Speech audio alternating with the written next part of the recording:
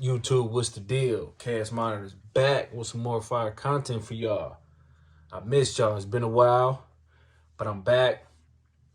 About to drop some good videos for y'all. So the title of this video, I'm going to be going over husbandry. Okay, so before we jump into the parameters, let's talk a little bit about where the Argus panopti horni is from for the people that may not know and for the people that may be new to my channel.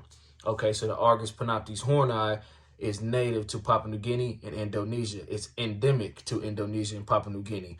And for those that may not know what endemic means, it means this is the only place in the world where you're going to find the Argus panopti horni, okay, which is Papua New Guinea, Indonesia, and the islands that surround the Torres Strait. Well, the islands that are along the Torres Strait.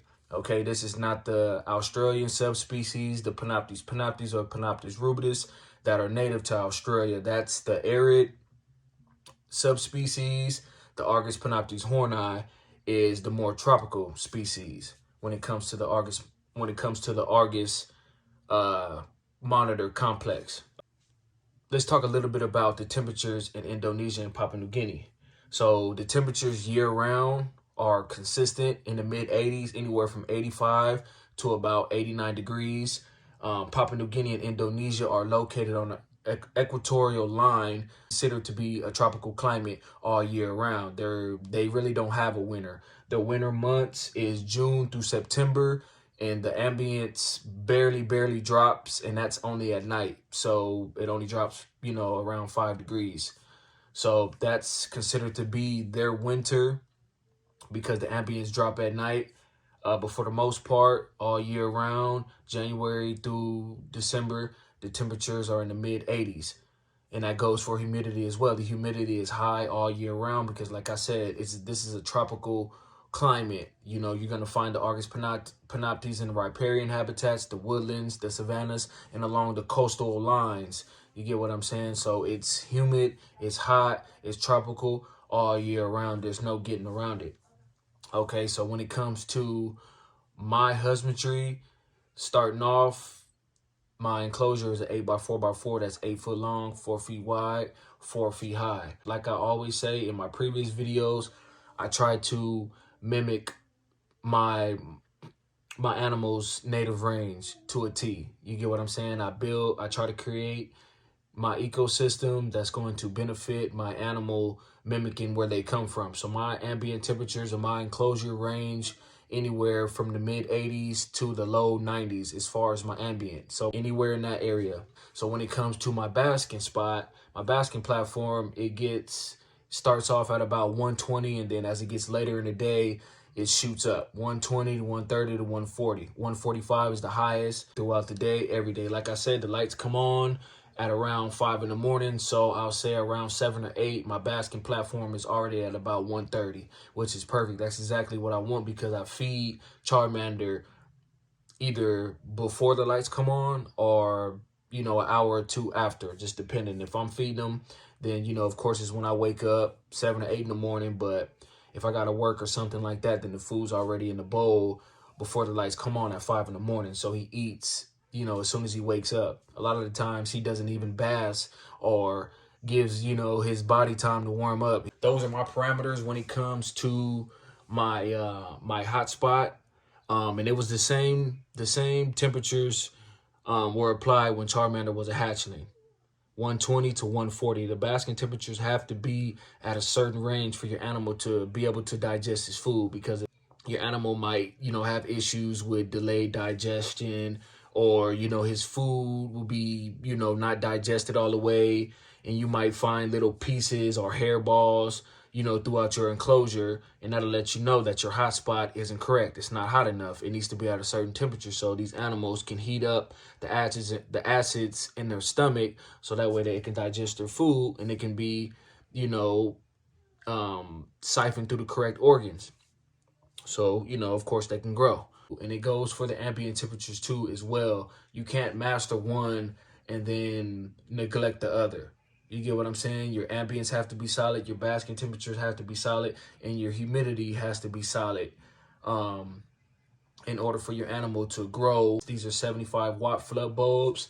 This is how I maintain consistent temperatures throughout the day as far as my ambient, and this is how I'm able to create that hot basking spot using multiple basking bulbs. That's the way I'm able to create and sustain a premium environment for my animal using multiple floodlights. So now let's talk a little bit about humidity. Humidity is big when it comes to monitor lizards. I always preach about it. I always bring it up.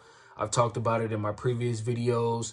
Monitor these carnivorous reptiles need a certain amount of humidity because it aids in their digestion, in the digesting process. If they're not able to digest their food, then they're not going to be able to grow the proper way. Their growth is going to be stunted. They might get impacted. I keep my humidity around, it averages around 70 to 75. The lowest it drops is around 50. And that's the absolute lowest if I don't spray it down. But now that I have misters, I don't have to worry about that anymore. So now my misters come on twice a day, and it keeps my humidity, like I said, anywhere from 65 to 75 degrees, sometimes a little higher, just depending on how long I keep my sprayers on. And it's consistent every day. You get what I'm saying? So yeah, humidity is a big factor when it comes to your animal's overall health. And as you guys can see, I don't have any vents, no ventilation in my enclosure. One thing I learned early in the hobby, once I jumped into it, is it's best to build around your animal. You have to build around your animal's needs. You can't expose your animal to the outside elements of his ecosystem that you're trying to create. You get what I'm saying? So if your house is only 70 degrees, 73 degrees, 65 degrees, whatever, animals, these monitor lizards, they can feel that. It's detrimental to them. It's kind of like barometric pressure.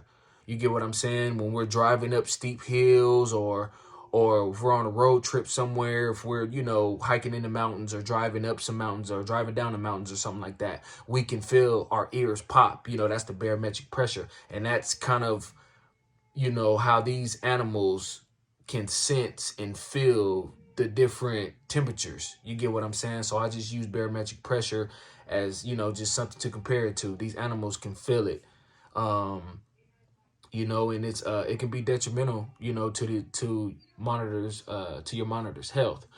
So you want to make sure you build around your animal. That's why I don't have ventilation in my enclosures. I've never had vents in my enclosure, because basically everything that you're creating and giving to your animal is you know, going to be escaping through the ventilation. My enclosure is sealed. That's how I'm able to create that solid ecosystem and those and keep those consistent temperatures that these monitor lizards need to thrive. Yeah, your husbandry parameters have to be spot on. Charmander is active all through the day, all day. He takes maybe 1 or 2 naps a day. Sometimes he doesn't, but he's literally running around and digging and climbing throughout the day, every day. And that just lets me know that my husbandry is spot on to where it needs to be, because a lizard that's not active, you know, it can either be sick, obese, or it can just be as simple as the keeper is, you know, not on top of his game and is providing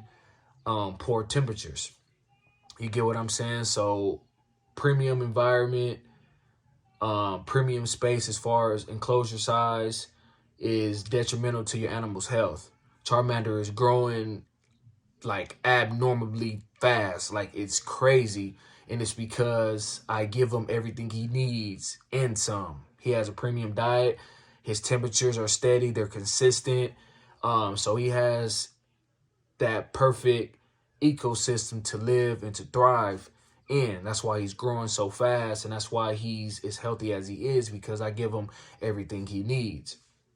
So yeah, I didn't want to make this video too long. I hope this video helps. I'm not trying to critique anybody. I'm not trying to knock anybody down. I make these videos to help people out. Because like I always say, when I jumped into it, this lifestyle and this hobby, even though I've been a reptile lover my whole life, getting into monitor lizards is a whole nother ball game. And when I jumped into it, there was no content out there, even though I understood and knew what I needed to do for my animal, because I did my research and just did my studying and things of that nature, I still wanted to watch good content about monitors. So that's why I make my videos. So I'm here to help. You get what I'm saying? So if you got any comments or anything like that, you can hit me up on Instagram, KS_monitors, or you can hit me up on YouTube as well. Drop those comments. Don't be afraid to holler at me, man. Send a message my way. I'm gonna make sure I send one back to you. So yeah, I hope this video helps. Everybody have a blessed one. Stay positive, stay motivated, and stay on top of your game when it comes to taking care of these exotic monitors. Peace.